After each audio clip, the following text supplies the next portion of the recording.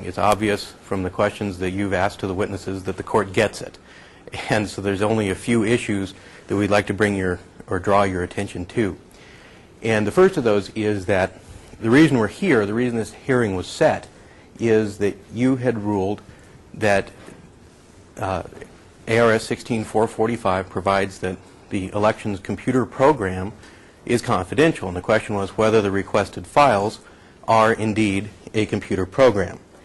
You know, we've presented you with, I believe it's 73 proposed findings of fact, and according to our judgment, it looks like to us that we've proved 71 of them, and the only two that we haven't proved are the two that relate to Professor Gniady's testimony about open source software, and that's simply not a part of this case. So with respect to what is a computer program, the first question is, all right, what do those words mean in the industry? So you remember the testimony. In particular, all of the experts, theirs and ours, testified that there are certain routines and functions that are done in there. In particular, remember Mr. Duniho, who said that computer program is something that works on data to produce a result. And then he further testified on cross-examination that indeed the MDB files that we're talking about here work on the data to produce a result. You heard from Dr. King or Dr. Moffatt and Professor King. Certainly Professor King, I think it's safe to say, is the most authoritative expert that testified here. You've got his resume, you know what his qualifications are. You had an opportunity to question the man. And it's clear that these do reports and formatting and they contain various instructions and produce reports and ballots and images and things like that. And I think it's pretty clear that this does in fact fit what we would call the common definition of a computer program. The other thing that we would want to bring your attention to is the fact that this meets the statutory definition. A lot of our proposed facts, and the statutory definition being 16444A4, a lot of our facts were specifically related to that. This is where we talk about documents or programs and documentation adequate to process the ballot in an equivalent counting center. Really don't think there's any question to that. Without these MDB files, the JIMS executable and the JIMS manual simply are not capable of processing the ballots at any counting center, ours or an equivalent one or anything else. And there really, I don't think, is any question but that these do in fact meet the statutory definition of a computer program under 16444. And that's really the thing, is that we've got these various definitions. We've got the common definition, we've got the statutory definition, we've got the Secretary of State's definition. To the extent that these are different definitions, the one that applies to this case and in this court is 16444A4, and there's really no question about that, I think. But then we do have the Secretary of State's definition. I don't think there's any doubt that it also meets the Secretary of State's definition. We encourage you to look at the testimony there. In particular, the testimony of the elections officials who have testified here. Dixie Mundy from Gila County. You've got the deposition from Deborah Raynone from the city of Tucson. And you heard from Brad Nelson. And then you've got the manual itself. I don't think there's really any question that the Secretary of State's manual on page 79 precisely defines the JIMS database as what it is that 16445 is talking about.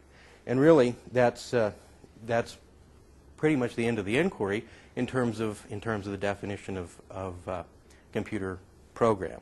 And with respect to whether the Secretary of State's manual is authoritative, I think there's plenty of precedent for that fact. We've got Cubby v. Hammond. I believe we also cited you the case of Kahn v. Thompson in our proposed findings of fact and conclusions of law. The only other thing then that we have is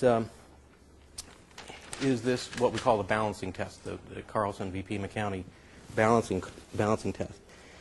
And on our side, what we have produced evidence of, what we have elicited testimony about from particularly Professor King and Dr. Moffatt There are various risks. There are risks of hacking, of these sort of direct attacks, these vote rigging, ballot box stuffing, the generation of false ballots, things like that, to a direct attack on the integrity of election results. In addition to that, there's in addition to these known risks, which there are certain things we can do to protect against them, and certainly Pima County has been doing that. In addition to that, there's a whole series of unknown risks that we don't really know about, and I think the testimony has been clear on that. And in particular, I think Professor King made a compelling case that there are, in fact, unknown risks that we need to take very seriously. More than that is this idea of the cost, the administrative cost, and the risk of error in recreating these databases from scratch. And if you want to talk about a serious threat to the voting system, it's the idea of recreating these thousands of entries by scratch for every election. And in that type of situation, an error can truly lead to disenfranchisement of voters. If you key in a precinct wrong or something like that, the administrative cost, even the ability to conduct some of these elections, I think the testimony showed would be called into question. And that's one of the factors that the court can take into consideration and should take into consideration in determining this balancing test. One of the factors, I believe it's Phoenix Newspapers v. Keegan is the case that specifically mentions the fact that the administrative costs of performing the public duty are one of the factors to take into consideration. But then we've got what's probably the most serious risk is this idea of mayhem and chaos. I believe Dr. King used the idea of chaos, and Mr. Crane said there's mayhem. And the fact of the matter is that there are people out there who have an interest in discrediting the system. They have an interest in discrediting the administration. They have an interest in discrediting the electoral system. They have an interest in discrediting particular vendors. And this job is possible, but what it requires is it requires the GEMS executable, and then it requires one of two things. It requires the insider or the MDB file from the target jurisdiction. There's plenty of testimony in this case that what we've got is GEMS executable files in the wild. So the question is, are they going to get an insider, or are they going to get an MDB file from this jurisdiction? That's the question, and that's what's on the line right now. They get this MDB file, and they have all the pieces that they need to put together an attack that will help to discredit our system. And whether that means our local system or the system nationally, that is a serious risk, and that is what is at stake. And we've already seen some of that here. We've seen what's gone on with respect to Brian Crane, who's entering thousands of pieces of information at various times, and there's many of these that don't have to be re-entered if he's got the old databases. He's doing a backup that he doesn't have to do. He has an innocent keystroke error, and all of a sudden we've got an attorney general's investigation that takes months and thousands of dollars, and they find no fraud. And that's, on one hand, that shows what the risk is of having to redo these things. On another hand, it shows what the risk is of assuming that everybody's just going to look at things and say, well, okay, we understand that there are certain risks here and there's certain things going on, so we're not going to discredit you with this. I think that that's clearly not the case. I think that there's significant risk of these systems being discredited, attacked, whatever, either through direct hacking or through this idea of discrediting things. And that's why we called Mr. Brakey, was to talk about the way this this MDB file can have the password separated out and put into the legitimate system, and then it's loaded in. Now all of a sudden you can produce all of these things, and that is just something that I think really just cannot be discounted.